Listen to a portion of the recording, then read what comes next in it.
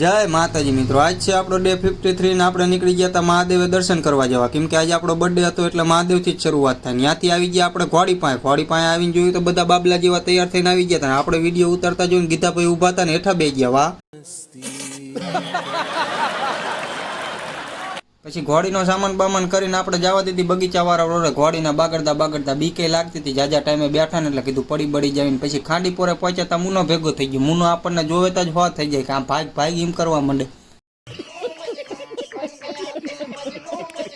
પછી બપોરે ભાઈબંધનો ફોન આવ્યો કે કપડાં લેવા જવું, એટલે કીધું કઈ વાંધો નહીં જાવી. એટલે આપણે નીકળી ગયા હતા ને વચ્ચે પંજાબે આપણને રાજુની લારી ખુલ્લી દેખાણી એટલે નાસ્તો કરી નાખ્યો. થોડુંક કટક બટક કર્યું હોય એટલે શું ટેકો રહે ને. પછી હું ભવાની નીકળી ગયા સુરનગર જવા. એને કીધું હામું જો વિડીયોમાં જો, પણ હામું જ ન જોયું.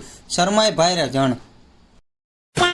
પછી અમે આવી ગયા કપડાં લેવાની. ત્યાં એક શર્ટ હારો હોય તો પેન્ટ હારું ન હોય, પેન્ટ હારું હોય તો શર્ટ હારો ન હોય. પછી માંડ એક જોડી ગમાડીને પછી થઈ ગયા અમે રિટર્ન ને. ભવાનીને કીધું તું મને કાંડીપોરે ઉતારી જાય એટલે હું ઘર ભેગો થઉં.